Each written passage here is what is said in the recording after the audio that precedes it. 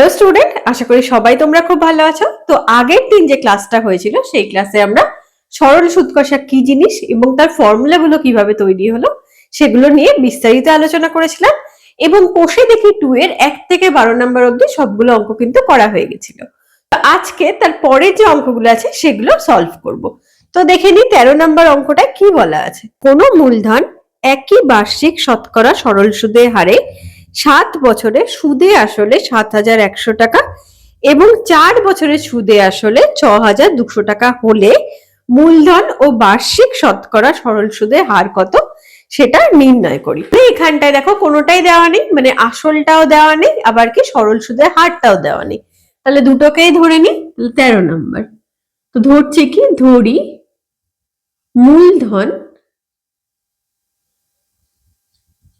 মূলধন x টাকা আর কি ধরছি যে সুদের হার ধরছি কি R%। কি বলা আছে যে টাকাটা সুদে আসলে 7 বছরে 7,100 টাকা হয়। তো এটাকে আমরা এইভাবে ব্রেক করতে পারি না যে আসল যোগ 7 বছরের সুদ, এটাই হলো 7,100। কারণ কি আমরা সরল সুদের ক্ষেত্রে কি জানি যে আসল কিন্তু এখানটা চেঞ্জ হয় না, কিন্তু চক্রবৃদ্ধি সুদ যেটা তোমাদের সিলেবাসে আছে সেখানটায় কিন্তু প্রত্যেকটা স্ল্যাপে গিয়ে আসলটা চেঞ্জ হয়। যেহেতু এটা সরল সুদ তাই কিন্তু অঙ্কটা এইভাবে করা যাচ্ছে। আর সেকেন্ডটায় কি দেওয়া ছিল যে 4 বছরের সুদে আসল, তাহলে আসল যোগ 4 বছরের সুদ কত দেওয়া আছে এখানটায় 6,200 টাকা। তাহলে এখানেও লিখে নি টাকা, এখানেও লিখে নিচ্ছি টাকা।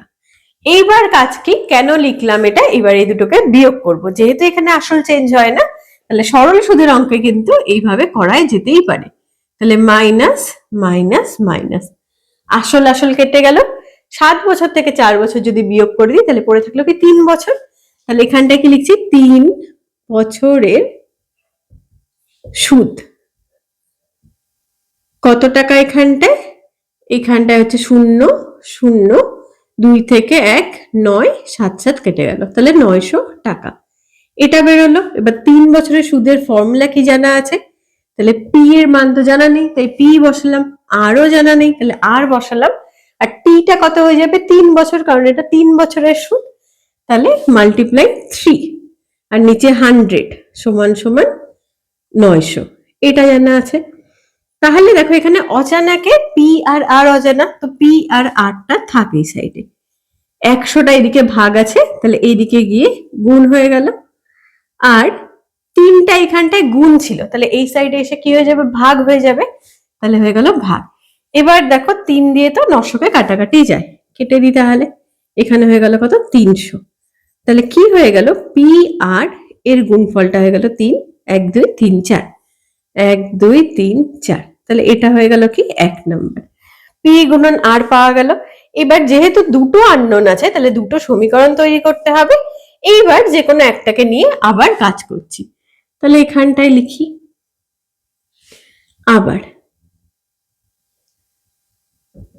আবার কি বলা আছে 7 বছরের সুদ আসল 7,100 টাকা, তার মানে এই কন্ডিশনটাকেই লিখছি পি প্লাস 7 বছরের সুদ, এটা কত লিখেছিলাম 7,100। আচ্ছা, তাহলে সেম ভাবে ফর্মুলা বসাই, 7 বছরের সুদ কত হয়ে যাবে পি আর টি বাই 100, কারণ কি আমরা দুটোর কোনোটারই মান জানি না, যেহেতু শুধু সময়টা 7 বছরের সুদ বলা ছিল তাই টি এর মানটা এখানটায় শুধু 7 বসালাম। এবার দেখো আমি পি আর আর এর গুণফলটা জানি 30,000, তো এখানটায় পি আর আর এর গুণফলটা বসিয়ে দিই, তাহলে কি শুধুমাত্র এর মধ্যে কিন্তু পি পড়ে থাকবে, আর যার ফলে কি পি এর মানটাও পাওয়া যাবে। তো বসাই এখানটায় পি যোগ পি আর এর মান হচ্ছে 30,000, 30,000 গুণন 7, নিচে হচ্ছে 100 আর এখানটায় 7,100 হলো। এবার দেখো কাটাকাটি করে নি, তাহলে এই 0 0 0 কেটে গেল, তাহলে কি পড়ে থাকলো পি প্লাস 3 7 21, দুটো শূন্য, সমান সমান 7100। তো এই দিকে কি 2100টা প্লাস আছে, তাহলে ওই সাইডে নিয়ে চলে যাই, তাহলে বাঁ দিকে শুধু পি একা পড়ে থাকবে। তাহলে পি সমান সমান 7100 বিয়োগ 2100। তাহলে বিয়োগ করে দাও, তাহলে পি সমান সমান 0 0, 1 1 বিয়োগ করলে 0, আর 7 থেকে 2 বিয়োগ করলে 5। তাহলে পি এর মান হয়ে গেল 5000 টাকা। আসল পাওয়া গেছে। এবার 1 নং-এ কি করব, পি এর মানটা বসিয়ে পাই। তাহলে 1 নং-এ থেকে পাই, তাহলে কি পাবো এখানটায়, আর সমান সমান 30,000 ভাগ পি চলে আসবে এখানটায়, কারণ কি পি আর গুণ করা ছিল। তাহলে আর এর মানটা যদি আমি এখান থেকে বের করে নিই, তাহলে আর সমান সমান হয়ে যাবে কি 30,000 বাই পিটা গুণ আকারে আছে, তাহলে এদিকে পিটা ভাগ আকারে হয়ে যাবে। তাহলে একটা কাজ করি, এটাকে 1 নাম্বার না দিয়ে এটাকে 1 নাম্বার দিই।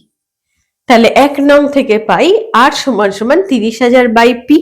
পি এর মানটা কত ছিল, 5000 ছিল, বসাই 5000, এই শূন্য এই শূন্য এই শূন্য, তিনটে শূন্য কেটে গেল, উপরে 30 নিচে 5, যদি কাটাকাটি করা যায় তাহলে কি 5 6 30, তাহলে আর এর মানটা হয়ে গেল 6। তাহলে কি কি চেয়েছিল, মূলধন কত আর সুদের হার কত।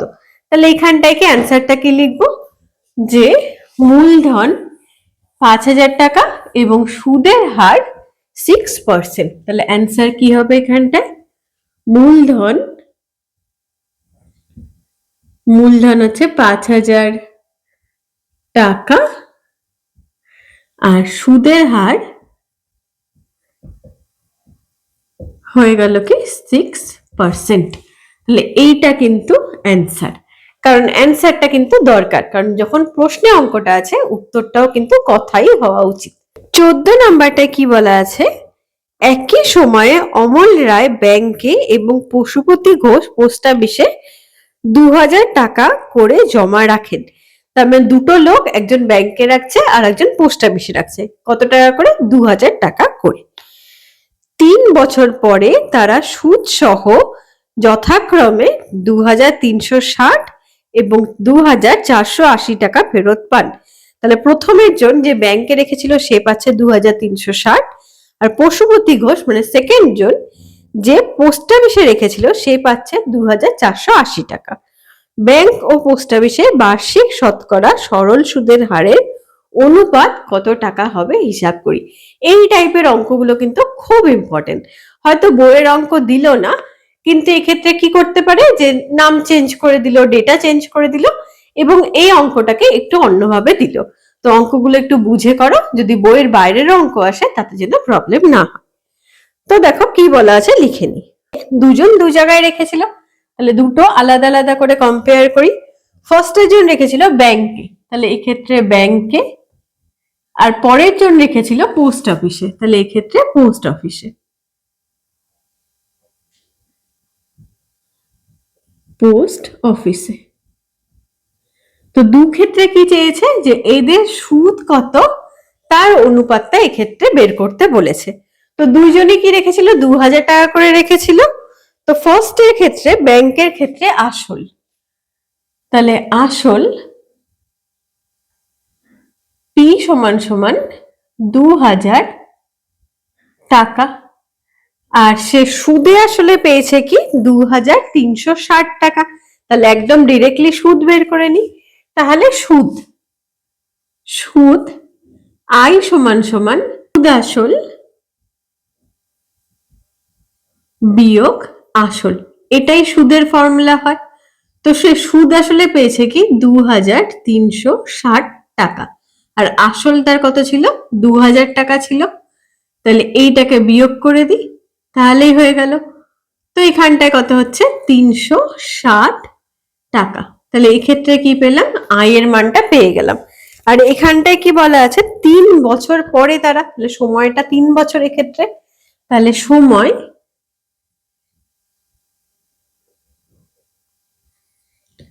t is equal to 3 বছর। তাহলে কি বের করবো, এখানে আরটা ক্যালকুলেট করি। তাহলে আর এর ফর্মুলা কি হয়, আই গুণন 100 নিচে পি গুণন টি। এখানে মানগুলো বসিয়ে নি, তাহলেই হয়ে যাবে। পরেরটা লিখে নি তাহলে। এক্ষেত্রেও আসল সেম, তাহলে আসল পি সমান সমান 2000 টাকা। আর কি সে ফেরত পেয়েছে কত টাকা? সে ফেরত পেয়েছে হচ্ছে 2480 টাকা। তো এখানটায় সুদ, সুদ সমান সমান সেম ফর্মুলা, সুদ আসল বিয়োগ আসল। তাহলে একবারে বসাই 2480 বিয়োগ 2000 টাকা। তাহলে কত হয়ে যাচ্ছে এখানে?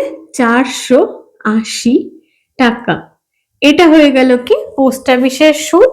আর সময় তো সেমই, তাহলে সময় টি সমান সমান 3 বছর। তাহলে এক্ষেত্রে কি করি, দু ক্ষেত্রে সুদটা ক্যালকুলেট করে নিই, ক্যালকুলেট করে নিয়ে তারপরে করি।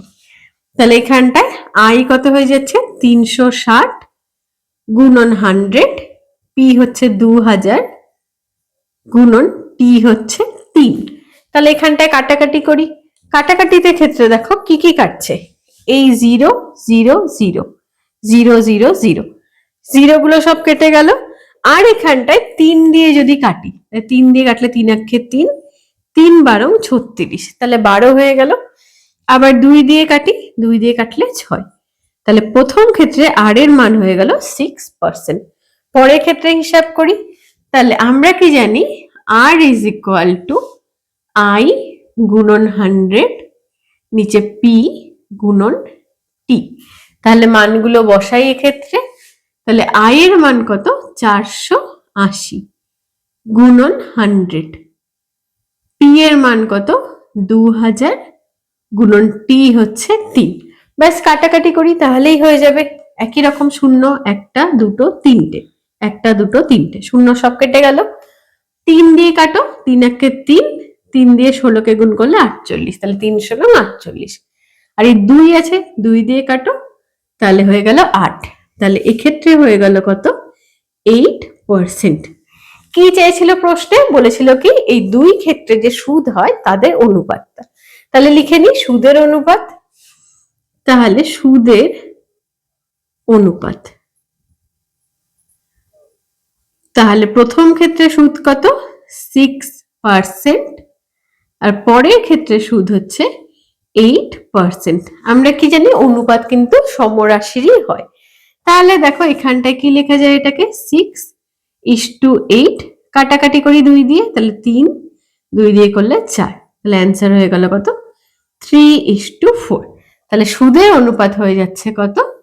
3:4। এটা হয়ে গেল অ্যান্সার। খুব ইম্পর্টেন্ট অঙ্ক, অঙ্কটা একটু ভালো করে বুঝে নিয়ে তারপরে করুন। 15 নম্বর অঙ্কে কি বলা আছে, যে একটি তাঁত সমবায় সমিতি যন্ত্রচালিত ট্রাক ক্রয় করার সময় 15,000 টাকা ধার করে। 5 বছর পরে সেই ধার শোধ করতে গিয়ে সমিতিকে 22,125 টাকা দিতে হলো।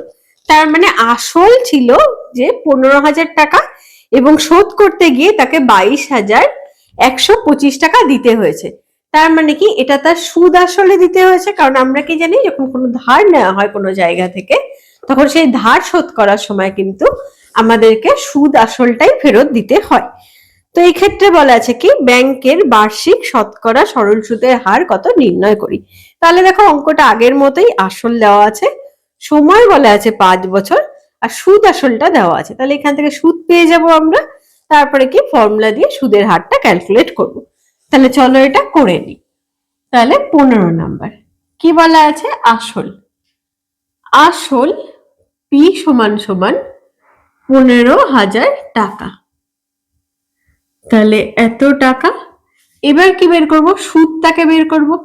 সুদের ফর্মুলা কি হয়? সুদ আসল মাইনাস আসল। তাহলে সুদ আসল কত এখানটায়? 22,125 বিয়োগ আসল কত? 15,000। তো বিয়োগ করে নি তাহলেই পেয়ে যাব। তাহলে লিখে লিখে করি, 2 2 1 2 5 বিয়োগ 1 5 0 0 0। তাহলে 5 2 1 এখানটা হয়েছে 7 এত, তাহলে হয়ে গেল কত 7,125 টাকা। তাহলে এটা কি পেলাম, এটা আই পেয়ে গেলাম। তাহলে সুদ আই সমান সমান 7,125 টাকা। আর সময় বলা আছে কি 5 বছর, তাহলে সময় টি সমান সমান 5 বছর। তাহলে এক্ষেত্রে বলেছে কি 8 টাকায় ক্যালকুলেট করতে। তো আর এর মান কি হয় আমরা জানি, তাহলে আমরা জানি আর ইজ ইকুয়াল টু আই গুণন 100 নিচে পি গুণন টি। তাহলে মানগুলো বসিয়ে কাটাকাটি করলেই অ্যান্সার চলে আসবে। তো আই এর মান হচ্ছে 7,125 গুণন 100, পি এর মান হচ্ছে 15,000 গুণন টি হচ্ছে 5। তাহলে ফার্স্ট কাজ কি 0 গুলোকে কেটে দেওয়া, তো 0 গুলো কেটে দিই এখানটায়, তো 0 কাটলাম। এবার দেখো এর মধ্যে 5 আছে, তো 5 দিয়ে কাটি। একবার যাবে প্রথমে 5, তাহলে হাতে থাকলো 2 21 মানে 4, হাতে থাকলো 1 12 2 আর 5, তাহলে এটা হয়ে গেল 1 4 2 5। নিচে আবার 150 আছে, তাহলে আবার 5 দিয়ে কাটি, তাহলে 5 দিয়ে কাটলে এখানে 30 আর 5 দিয়ে কাটলে 2, তাহলে 4 থাকলো হাতে 8 5।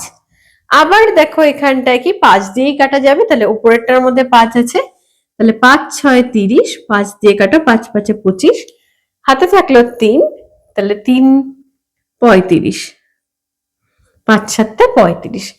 তাহলে 8 তো কাটাকাটি কি সম্ভব, 57 আছে মানে 3 দিয়েও কাটা যায়।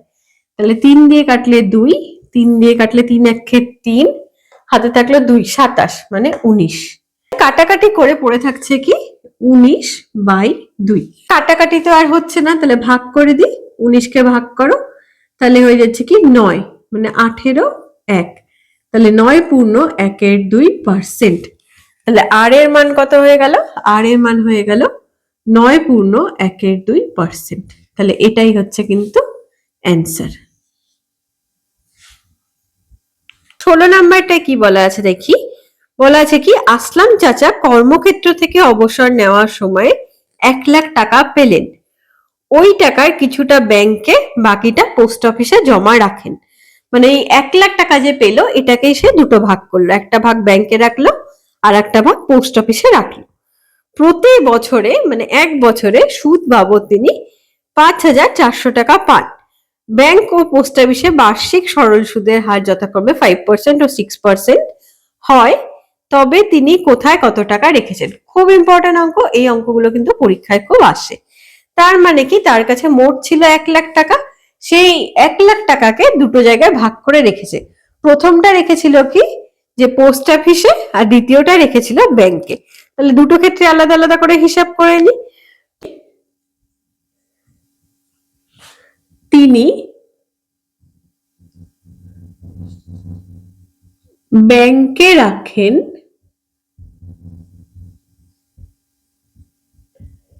x টাকা।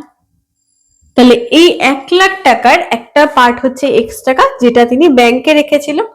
তাহলে এক্ষেত্রে সুদের হার, তো ব্যাংকের ক্ষেত্রে সুদের হার 5%, আর যেহেতু প্রতি বছর তিনি সুদ তুলতো তাহলে সময় টি সমান সমান হচ্ছে 1 বছর। তাহলে এক্ষেত্রে আইটাকে বের করি, সুদটাকে বের করি, তাহলে ফর্মুলা কি পি আর টি, নিচে হচ্ছে 100।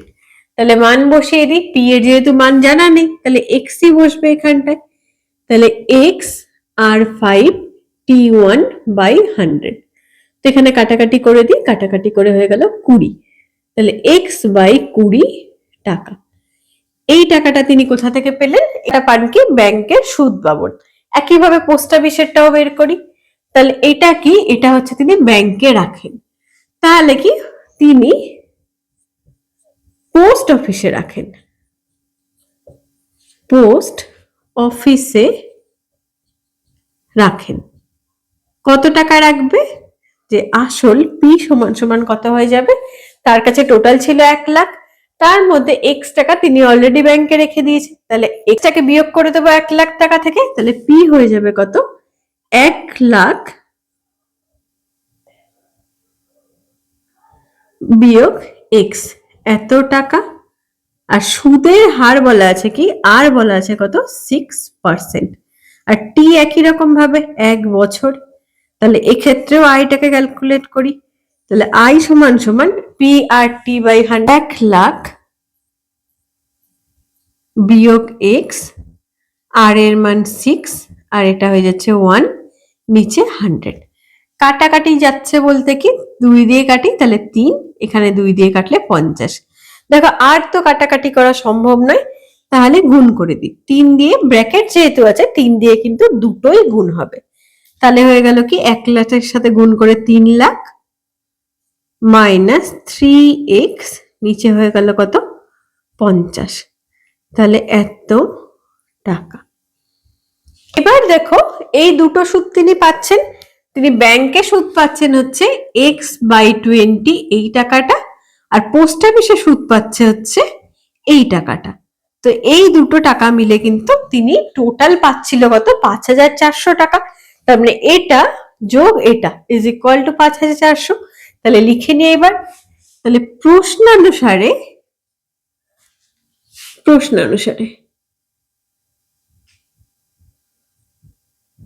দুটো সুদের যোগফল 5,400, তাহলে x/20 প্লাস 3,00,000 বিয়োগ 3x/50 ইজ ইকুয়াল টু 5,400। তাহলে এবার কি করব, ফার্স্টে কি এটাকে সলভ করি, তাহলে এক্স বেরিয়ে যাবে। তো ফার্স্টে কি করছি, এখানটায় লসাগু করে নিই, 20 আর 50 লসাগু করলে দেখো 100ই চলে আসছে, তাহলে এখানে 100ই হবে। এই জায়গাটা কাটাকাটি না করাটাই কিন্তু ভালো, সেই জন্য তাহলে 100 লিখি। তাহলে 20 দিয়ে 100কে ভাগ করলে 5, আর ভাগফলটাই এক্স দিয়ে গুণ হয়, উপরেরটা দিয়ে গুণ হয়, তাহলে 5x প্লাস 50 দিয়ে 100কে ভাগ করলে 2, তাহলে এই পুরো রাশিটাকে কি 2 দিয়ে গুণ হবে, তাহলে 3,00,000 গুণন 2 মানে 6,00,000 মাইনাস 6x সমান সমান 5,400 হয়ে গেল। এবার কি করছি, এক্স এক্স গুলোকে যোগ বিয়োগ করি, আর এই সাইডটা কি করছি, এইদিকে বজ্রগুণন করে দিচ্ছি। ক্যালকুলেশনটা একটু মন দিয়ে দেখো, ক্যালকুলেশনটার মধ্যেই কিন্তু অঙ্কটা।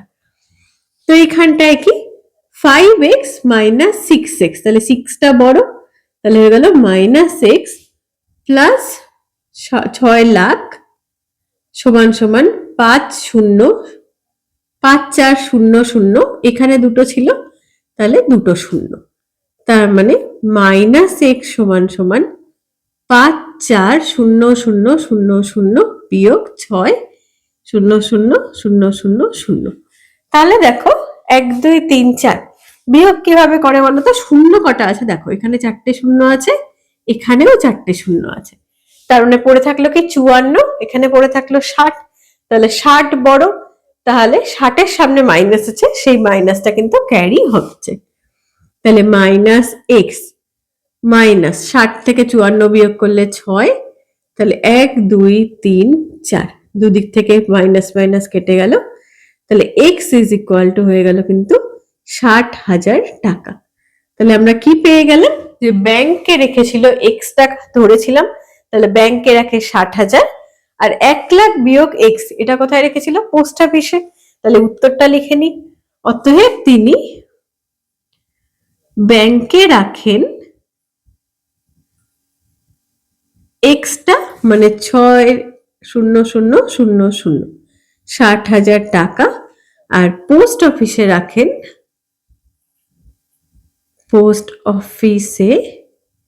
রাখেন কত রাখবে, 1,00,000, কারণ তার কাছে মোটি ছিল 1,00,000, 1,00,000 বিয়োগ 60,000, তাহলে 1,00,000 থেকে যদি 60,000 বিয়োগ করা হয় 0,000,000 বিয়োগ 6,000,000, তো এখানে 4টে শূন্য মিলে গেল, তাহলে 1 2 3 4, 10 থেকে 6 বিয়োগ করলে 40, তাহলে 40,000 টাকা।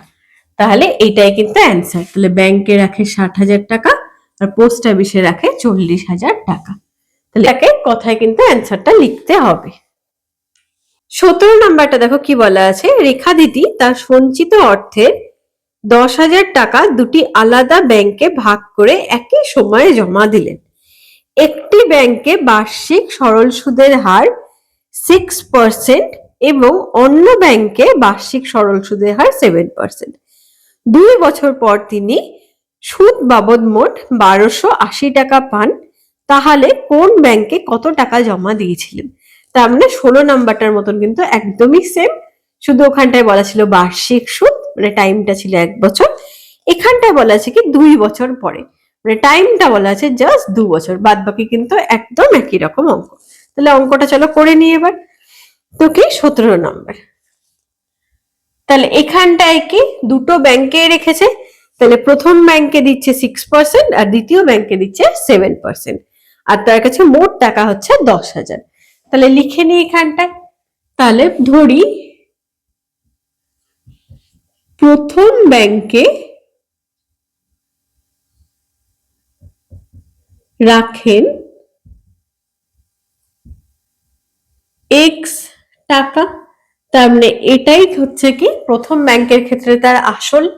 আর কি দেওয়া আছে, আর বলা আছে কি প্রথম ব্যাংকের ক্ষেত্রে 6%, আর সময় টি দেওয়া আছে কত, 2 বছর। আরটা হচ্ছে কি সুদের হার, লিখে নিই এটা, সুদের হার আর সমান সমান দেওয়া আছে 6% আর সময় বলা আছে কিন্তু 2 বছর।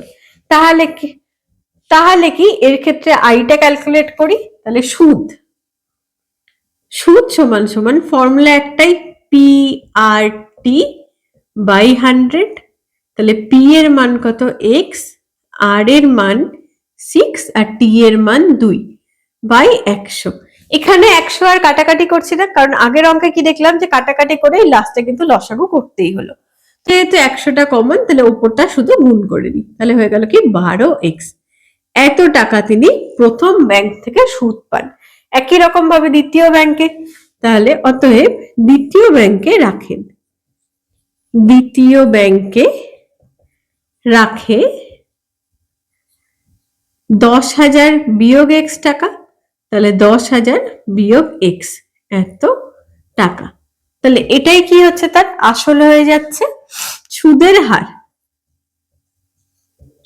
হার বলা আছে কত, আর সমান সমান 7%, আর সময় দেওয়া আছে কত, টি সমান সমান 2 বছর। তাহলে একই রকম ভাবে সুদ ক্যালকুলেট করি, তাহলে সুদ ইজ ইকুয়াল টু, ফর্মুলা তো লেখাই আছে, জাস্ট মানটা বসাই, 10,000 বিয়োগ x গুণন 7 গুণন 2 নিচে হয়ে গেল 100। তো আগেরটাই কি বললাম, 100কে কাটাকাটি করবো না, কারণ লাস্টে আমরা দেখলাম কি ওই লসাগু করে কিন্তু 100ই আসে। তাহলে 7 আর 2 হয়ে গেল 14, তাহলে 14 দিয়েই পুরো ব্র্যাকেটটাকে গুণ করে দিই। তাহলে 1 4 0 0 0 0 বিয়োগ 14x নিচে হয়ে গেল কত, 100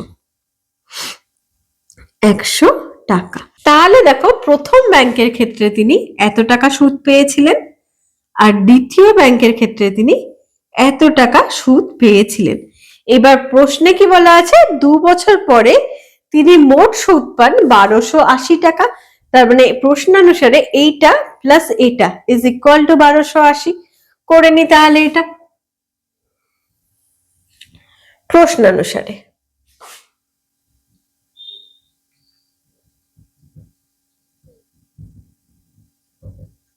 কত, 12x বাই 100 প্লাস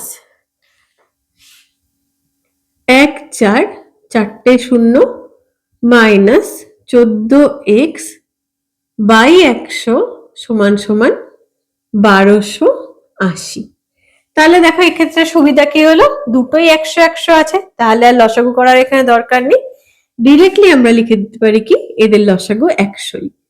তাহলে 100 ওপরে 12x প্লাস 1,40,000 বিয়োগ 14x সমান সমান 1280। এবার কি করব, আগেরটার মতোই এক্স এক্স ক্যালকুলেশন করব আর এই 100 দিয়ে এই সাইডে গুণ করে দিই। তাহলে 12 থেকে 14 বিয়োগ করলে -2x প্লাস 140000। আর এদিকে কত হয়ে গেল, 80, আর দুটো শূন্য ছিল, তাহলে দুটো শূন্য চলে গেল।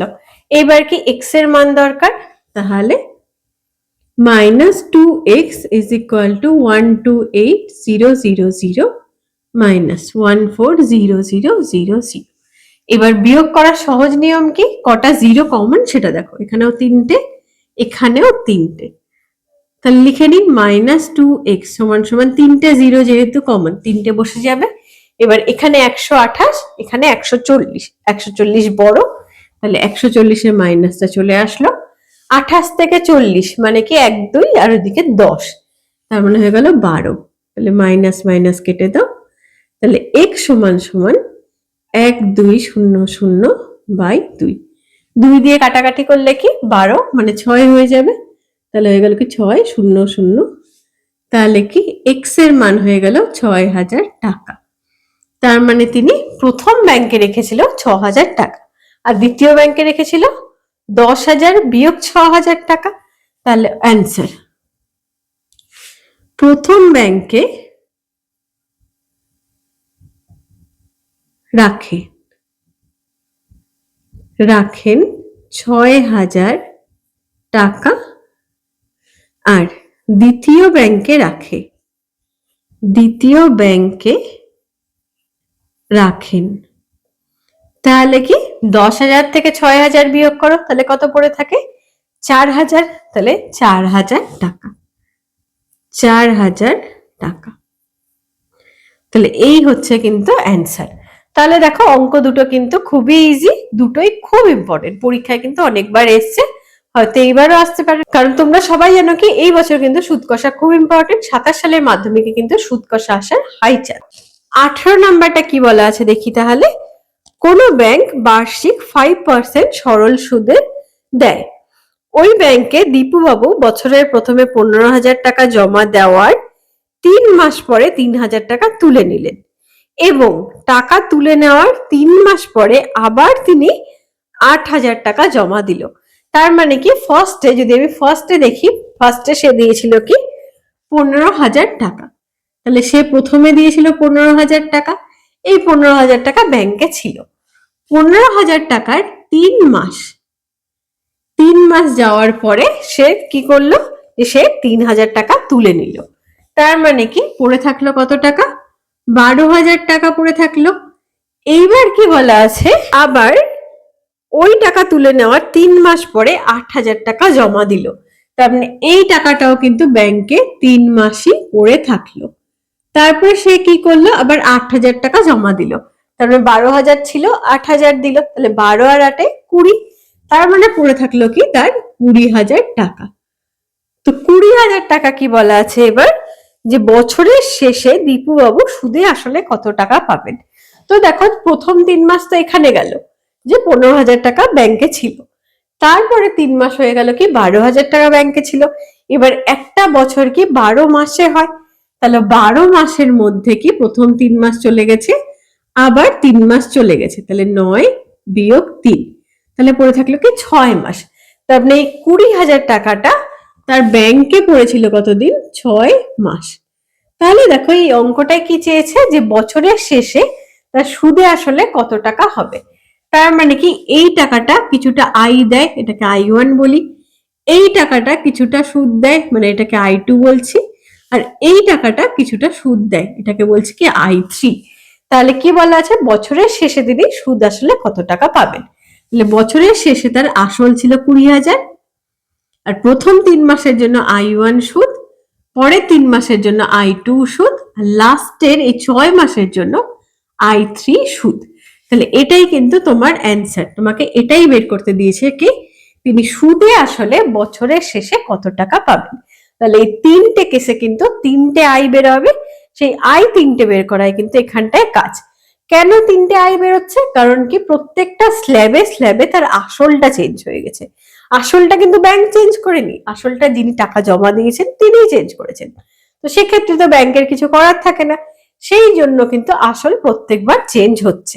তাহলে চলো অঙ্কটা করে নিই এবার। 18 নাম্বার। তাহলে কি আমরা কি রাফ স্কেচে দেখলাম কি 3 মাস করে হিসাব হচ্ছে, তাহলে প্রথমবার, তাহলে লিখে লিখে করি তোমাদের সুবিধা হবে। প্রথম ক্ষেত্রে, তাহলে প্রথম ক্ষেত্রে আমরা কি দেখেছিলাম যে আসল ইজ ইকুয়াল টু 15,000 টাকা, সুদের হার আর, তাহলে সুদের হার আর ইজ ইকুয়াল টু দেওয়া ছিল কি 5%। সময় আমরা কি দেখলাম যে এই টাকাটা তার একমাত্র 3 মাসের জন্যই পড়েছিল। এইবার তাহলে কি লিখবো 3 মাস, কিন্তু প্রবলেম কি এখানটায় কিন্তু সুদ কষায় হিসাব মাসে হয় না, বছরে হয়। তাহলে বছর করতে গেলে 3/12 বছর, তাহলে কাটাকাটি করে নি, 3 দিয়ে কাটলে 1, 3 দিয়ে কাটলে 4, তাহলে হয়ে গেল কি 1/4 বছর। তাহলে সুদ কত হচ্ছে বের করি, অতএব সুদ, তাহলে সুদের ফর্মুলা কি পি আর টি বাই 100, তাহলে ডিরেক্টলি বসাচ্ছি।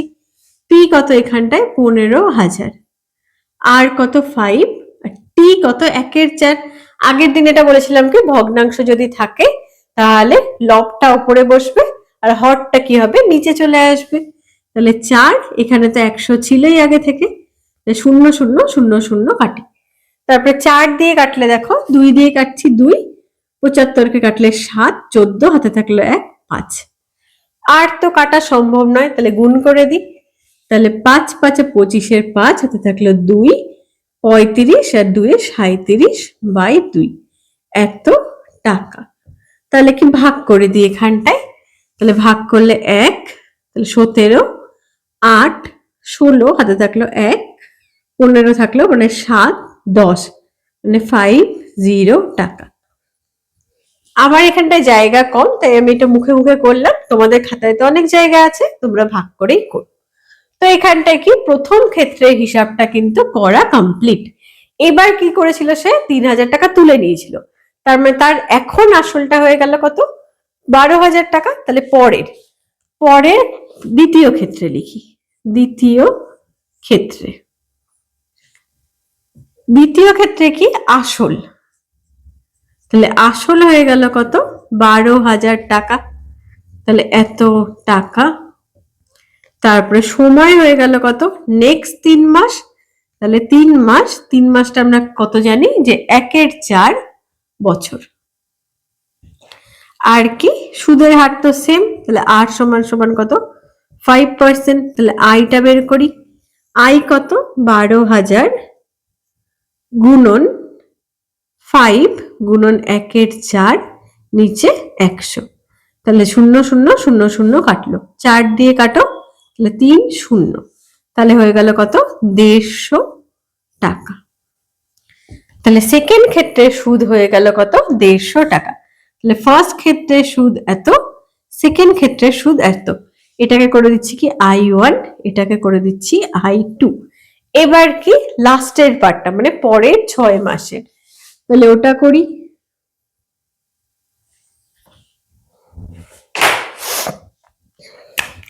তৃতীয় ক্ষেত্রে,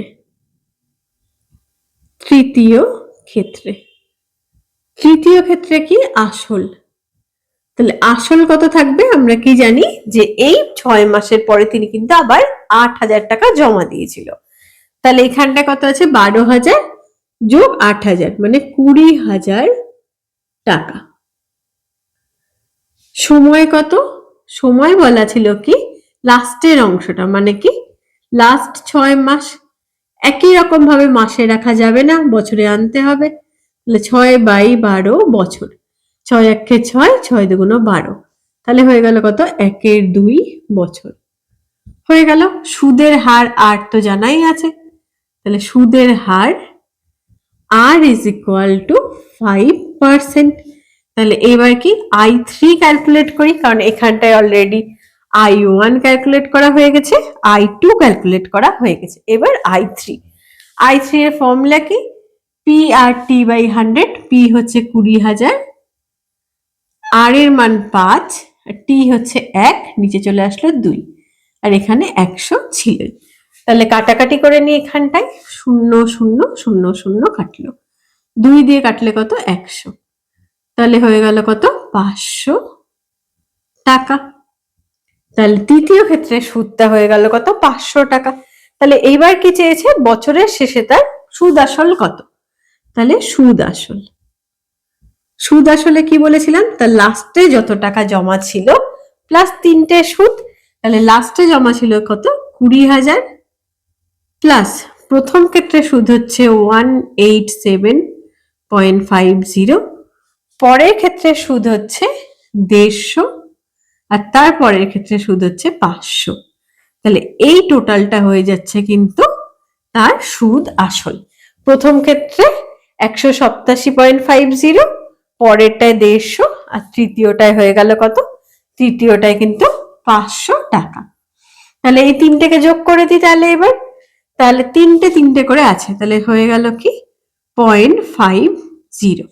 তাহলে এখানটা লিখে করি, তাহলে 187, এখানে 150, এখানে 500, তাহলে হয়ে গেল 7, 8 আর 5 13, হাতে থাকলো 1, 5 1 6 7 8, তাহলে এটা এখানে 50 ছিল, এখানেও 50 লিখে নাও, আর এটার সাথে কত যোগ হবে 20,000, 20,000 যোগ হলে 20837.50, তাহলে অ্যান্সারটা কত হয়ে যাচ্ছে 20,837.50 টাকা।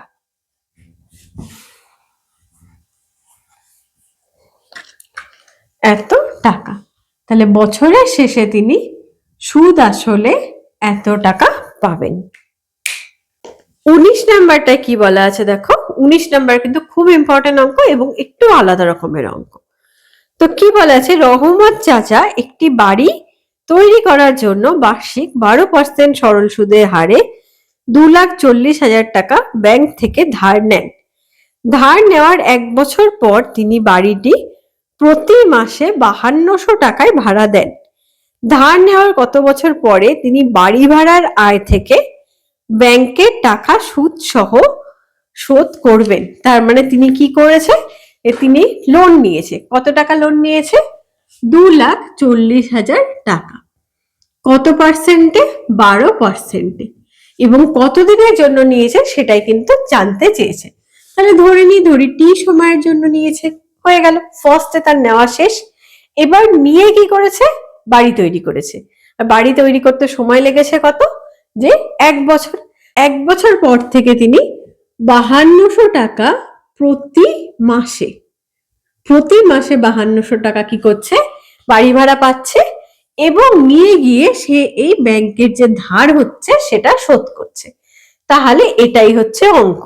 বলা আছে কি, এই যে বাড়ি ভাড়া প্রতি মাসে পাচ্ছে সেটা দিয়ে সে কতদিনে এই ধারটা শোধ করবে। তাহলে আমরা কি ধরে নিয়েছি, যে ধরি টি বছরে তিনি বাড়ি ভাড়া দিয়ে ধার শোধ করবে, কিন্তু এখানটায় বাড়ি ভাড়া কত মাসের পাচ্ছে, বাড়ি ভাড়া কত বছরের পাচ্ছে, কারণ আমরা লোন নিয়েছি তো টি বছর আগে, কিন্তু বাড়ি ভাড়া দিয়েছে 1 বছর পরে। লোন যদি সাপোজ 10 বছরের জন্য টানতে হয় তাকে, তাহলে বাড়ি ভাড়া কত বছরের জন্য পাচ্ছে 10 - 1, কারণ 1 বছর কিন্তু তার বাড়ি করতে লেগেছে।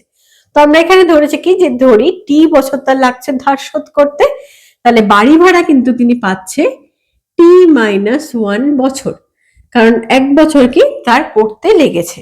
তাহলে এই টি -1 বছরে যত টাকা বাড়ি ভাড়া পাচ্ছে সেই টাকা দিয়ে আসল প্লাস সুদ দুটোই কিন্তু শোধ হচ্ছে। তাহলে খুব সোজা অঙ্ক, প্রথম ক্ষেত্রে সুদটা বের করি, আর পরের ক্ষেত্রে সেই সুদ আসলটাকে বাড়ি ভাড়ার সাথে সমান করে দিই, তাহলে টি এর মানটা পাওয়া যাবে।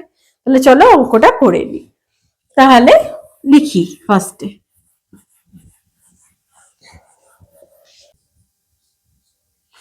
ধরি তিনি টি বছরে ধার শোধ করবেন, তাহলে টি বছরে তিনি এই ধারটা শোধ করবেন ধরে নিলাম। তাহলে তিনি কত টাকা ধার নিয়েছে, আসল পি সমান 2,40,000 40,000 টাকা। আর কি সময় তো ধরেই নিয়েছি, সুদের হার কত বলা আছে 12%, তাহলে সুদের হার আর সমান সমান দেওয়া আছে 12%। তাহলে এই কন্ডিশনে সুদ কত হচ্ছে সেটা বের করে নি। সুদের ফর্মুলা কি পি আর টি বাই 100, তাহলে 2,40,000 গুণন 12 গুণন টি বাই 100, তাহলে 0,0,0,0 কেটে গেল। তাহলে 24 দিয়ে 12কে গুণ করি কত হয়, 24 গুণন 12, তাহলে 8 4 গুণন 2 4, তাহলে 8 8 2, তাহলে 288। তাহলে হয়ে গেল কি 288,000 টি তো টাকা। তাহলে এটা কি হয়ে গেল, এটা তার হয়ে গেল কি সুদের পরিমাণটা হয়ে গেল। এবার সে কি করবে, সে বাড়ি ভাড়ার টাকা দিয়ে কিন্তু এই সুদ প্লাস এই আসল পুরোটাকেই শোধ করছে। তাহলে সুদ হয়ে গেল কত 288,000 টি টাকা। তাহলে তাকে শোধ করতে হবে কত টাকা, এই সুদটা প্লাস এই আসলটা। এবার সুদ করছে কি দিয়ে, বাড়ি ভাড়া দিয়ে। তাহলে প্রতি মাসে বাড়ি ভাড়া কত পাচ্ছে, তাহলে প্রতি মাসে বাড়ি ভাড়া পায় বা পান 5,200 টাকা। তাহলে দেখো প্রতি মাসে, তাহলে বছরে কত পাবে, আমরা কি জানি 12 মাসে বছর হয়, তাহলে এক বছরে বাড়ি ভাড়া পান, তাহলে কি 12 দিয়ে গুণ করে দিই, 12 গুণন 5200 এত টাকা। তাহলে গুণ করে দেখি কত হয়, 12 দুগুণ 24, 4 হাতে থাকলো 2, 5 12 60 আর 2 62, তাহলে এত টাকা। এই টাকাটা কি পাচ্ছে, এই টাকাটা কিন্তু সে এক বছরে বাড়ি ভাড়া পাচ্ছে। এইবার টি বছরের জন্য ধার নিয়েছিল, তার বাড়ি করতে 1 বছর লেগেছিল, তার মানে বাড়ি ভাড়া পাচ্ছে কি T-1 বছর। তাহলে T-1 বছরে বাড়ি ভাড়া পান, জাস্ট এটা গুণন T-1, কারণ এটা পাচ্ছে 1 বছরে, তাহলে 62400 গুণন T-1 এত টাকা। তাহলে এই টাকা দিয়ে সে কিন্তু ব্যাংকের যে সুদটা প্লাস আসলটা দুটোই শোধ করছে। তাহলে প্রশ্নানুসারে, তাহলে কি লিখি, প্রশ্নানুসারে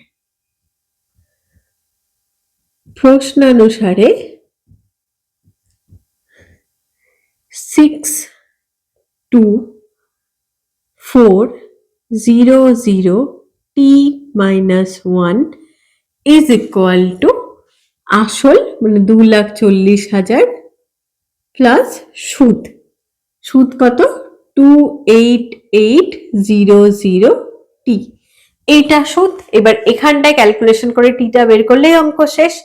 তাহলে ক্যালকুলেশন করি, ফার্স্টে গুণ করে দিই, তাহলে 62400 টি মাইনাস 62400, আর এদিকে কত থাকছে 2,40,000 প্লাস 28800 টি। তাহলে এবার টি গুলোকে একদিকে নিয়ে আসি আর সংখ্যাগুলোকে একদিকে নিয়ে যাই।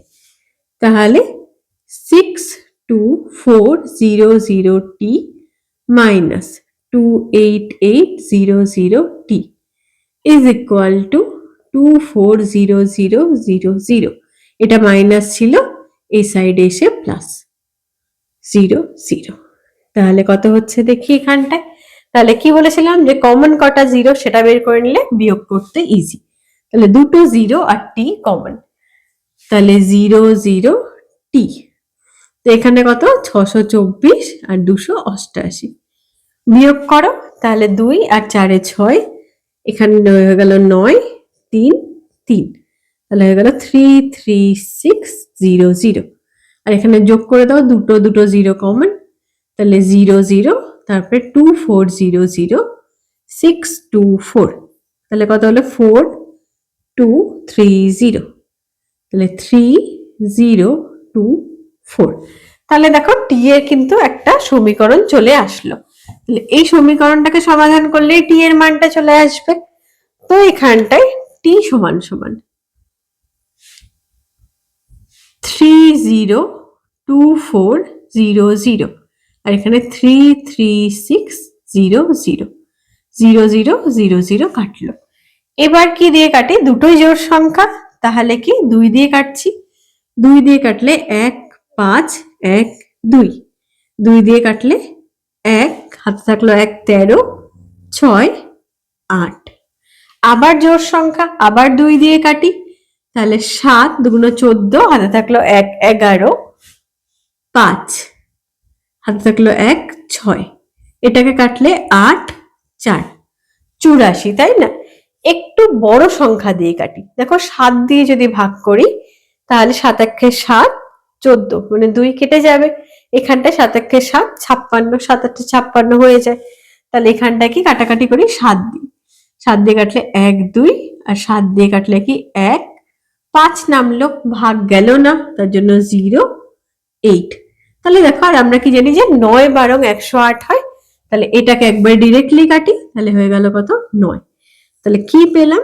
টি সমান সমান 9 বছর। তাহলে এটাই হচ্ছে অ্যান্সার। তার ঋণ শোধ করতে 9 বছর সময় লাগবে। খুব ইম্পর্টেন্ট অঙ্ক, একটু বুঝে করো, পরীক্ষায় কিন্তু এটা আসতেই পারে।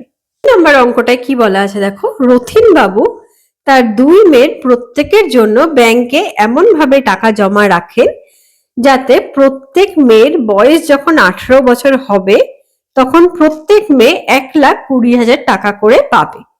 ব্যাংকের বার্ষিক সরল সুদের হার 10% এবং 2 মেয়ের বর্তমান বয়স একজনের 13 বছর আর একজনের 8 বছর। তিনি প্রত্যেক মেয়ের জন্য ব্যাংকে কত টাকা রেখেছিল? তা দেখো এখানটায় 2 মেয়ের ক্ষেত্রে তিনি কত টাকা রেখেছিল কোনোটা কারো উপর ডিপেন্ডেন্ট নয়। 2 মেয়ের জন্য তিনি আলাদা আলাদা করেই টাকা রেখেছিল, এমন শর্তে যে যখন 18 বছর হবে তখন তারা পাবে হচ্ছে 1,20,000 টাকা। তো বড় মেয়ের বয়স দেওয়া আছে 13 বছর আর ছোট মেয়ের বয়স দেওয়া আছে 8 বছর। তাহলে প্রত্যেকটা মেয়ের জন্য তিনি কত টাকা করে রেখেছিল সেটা চেয়েছে। তাহলে ধরে নি দুটো হিসাব আলাদা আলাদা। তো 20 নাম্বার, তাহলে ধরি বড় মেয়ের জন্য রাখেন x টাকা। তাহলে বড় মেয়ের ক্ষেত্রে আসল হয়ে গেল কত x টাকা। বড় মেয়ে কবে পাবে? যবে তার বয়স 18 বছর হবে, আর এখন তার বর্তমান বয়স হচ্ছে 13 বছর। তাহলে 18 বছর হতে আর কয় বছর বাকি? দেখো 18 বিয়োগ 13 অর্থাৎ 5 বছর বাকি। তাহলে সময় হয়ে যাচ্ছে কত? সময় টি সমান সমান 18 বিয়োগ 13 মানে 5 বছর। আর কি দেওয়া আছে? সুদের হার। তাহলে সুদের হার দেওয়া আছে কত? বলা আছে কি 10%। তাহলে কি সুদে আসলে 1,20,000 টাকা পাবে। তাহলে আগে সুদটা ক্যালকুলেট করি। তাহলে সুদ আই সমান সমান পি আর টি বাই 100। তাহলে এক্স গুণন আর এর মান 10 গুণন টি হচ্ছে 5 বাই 100। 0 0 কাটি, 5 দিয়ে কাটলে 1, 5 দিয়ে কাটলে 2, তাহলে হয়ে গেল কত এক্স বাই 2 টাকা। তাহলে বড় মেয়ের জন্য যে টাকা রেখেছিল তার সুদ হবে এত। এইবার এই আসল আর এই সুদ এই দুটো মিলে বড় মেয়ে পাবে কত? 1,20,000 প্রশ্নানুসারে।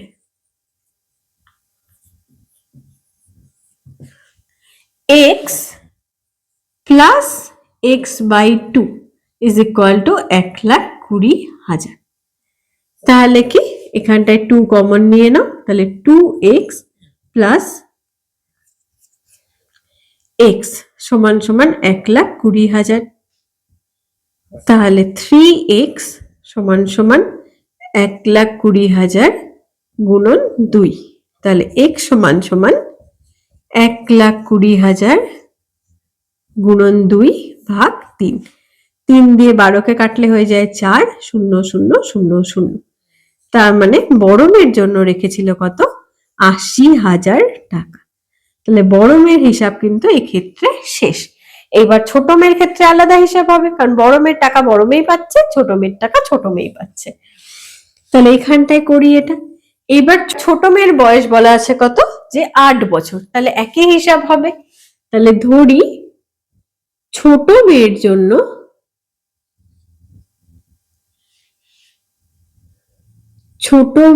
জন্য রাখেন y টাকা,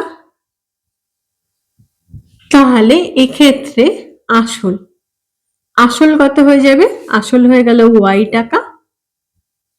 এইবার ছোট মেয়ের ক্ষেত্রে সময় কত হবে, কারণ ছোট মেয়ের বয়স এই মুহূর্তে বলা আছে কত, 8 বছর, সে পাবে কত বছরে, 18 বছরে। তাহলে সময়টা কত হয়ে যাবে, 18 বিয়োগ 8, মানে কত হয়ে গেল, 10 বছর। আর সুদের হার তো একই, কারণ একই ব্যাংকে রাখেছে বলা আছে। তাহলে সুদের হার আর সমান সমান দেওয়া আছে 10%। তাহলে সুদটা বের করি। তাহলে আই সমান সমান ফর্মুলা কি, PRT/100, তাহলে y গুণন আর 10 গুণন আর 10/100। তাহলে এবার কাটাকাটি করি, এই 0 কাটলো, এই 0 কাটলো, তাহলে কি পড়ে আছে, y টাকা। তাহলে দেখো তিনি যে টাকা রেখেছিল সেই টাকায় সে সুদ পাচ্ছে, এবং এই দুটো টাকা মিলে তার ছোট মেয়ে পাচ্ছে কত, 1,20,000। তাহলে আবার প্রশ্নানুসারে y প্লাস y সমান সমান 1,20,000। তাহলে y যোগ করলে কত, 2y। তাহলে 2y সমান সমান 1,20,000, আর y সমান সমান 1,20,000 ভাগ 2। তাহলে 2 দিয়ে কাটাকাটি করো, তাহলে 6 0 0 0, তার মানে কি 0। তার মানে তিনি ছোট মেয়ের জন্য রেখেছিল 60,000 টাকা। তাহলে এটাই হয়ে গেল অ্যান্সার। 20 নাম্বারের সাথে কিন্তু বোর্ড কোশ্চেন গুলো সব শেষ হয়ে গেল। আজকে যে কটা অঙ্ক করালাম প্রত্যেকটা অঙ্ক কিন্তু খুব ইম্পর্টেন্ট, যদিও বা মাধ্যমিকের কোশ্চেন বই থেকে আসছে না, তাও যেহেতু সেম প্যাটার্নেরই আসছে, এই কটা অঙ্ক করে নাও আর প্রয়োগের 2-1টা অঙ্ক করো, তাহলে আশা করি তোমাদের প্যাটার্নটা আনকমন হবে না। তো প্রয়োগের কোন কোন অঙ্কগুলো ইম্পর্টেন্ট, প্রয়োগের 29, 30, 31, 32, 33 আর 34, এই 6টা অঙ্ক করে নাও। কোষে দেখি এই 20টা অঙ্ক করানো হলো, এই কটা যদি ভালো করে করো তো আশা করি তোমরা প্যাটার্নটাও কমন পাবে, হয়তো অঙ্কটাও কমন পেতে পারো। 2027 সালে যারা মাধ্যমিক দেবে তাদের জন্য কিন্তু একটা টেলিগ্রাম গ্রুপ অলরেডি খোলা হয়ে গেছে, তোমরা সেখানেও জয়েন হয়ে যেতে পারো। সেখানে কিন্তু আমি অনেক ইম্পর্টেন্ট টিপস ট্রিক্স এগুলো শেয়ার করে থাকি। দেখা হচ্ছে পরবর্তী ক্লাসে, ততক্ষণের জন্য ভালো করে অঙ্ক করো। Thank you for watching.